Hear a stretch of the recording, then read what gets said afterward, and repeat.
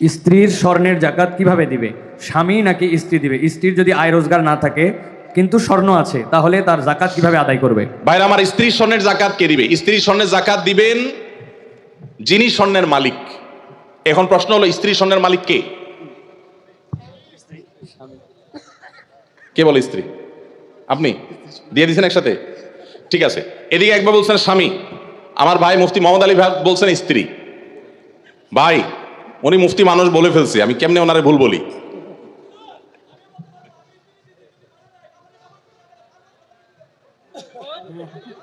মাশাআল্লাহ মাশাআল্লাহ, আমার পক্ষে লোক আছে।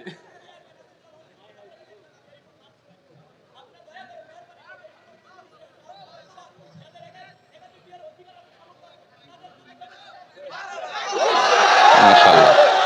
যুবক পোলাপান একটাই পায় না, আপনি কোন একাধিক? আমরা একটা চিন্তা শেষ হয়ে যেতেছি, একটারে বাপ মা বিয়ে করেন, আপনি কোন একাধিক বিয়ে করাইতে? আল্লাহ তাআলা যুবকদের একটা বিয়ে অন্তত ব্যবস্থা করুক, এরপরে যার সাধ্য তৌফিক থাকবে শর্ত সাপেক্ষে সে ইনসাফ করতে পারলে একাধিক করবে। যাই হোক ভাই, বইয়ের স্বর্ণের মালিক কি বউ না স্বামী? এটা নির্ভর করে যে স্বামী আসলে তাকে দিলে কিভাবে দিয়েছে। ধরুন এটা স্বামী দিছে বা বাপের বাড়ি থেকে পাইছেন, স্ত্রীকে যদি দিয়ে দেন তাহলে তার মালিক স্ত্রী এবং সেটা যাকাত তাকে দিতে হবে। আর যদি স্ত্রীকে না দিয়ে দেন, ব্যবহার করতে দেন, যে ঠিক আছে আপনাকে ব্যবহারের জন্য দিলাম, তাহলে সেক্ষেত্রে মালিক হবে স্বামী।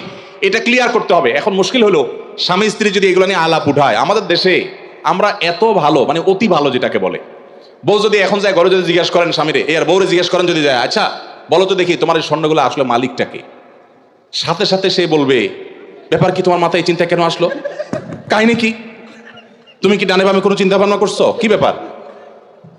আমরা কত সরল সহজ চিন্তা করেন। একটা সম্পদের মালিকানা ক্লিয়ার হওয়া লাগবে কি লাগবে না? স্ত্রীকে যদি জিজ্ঞাসা করেন, আচ্ছা তোমার যে স্বর্ণগুলো আছে এগুলো আসলে মালিক কি তুমি না আমি, কে? অবশ্য আজকাল মেয়েরা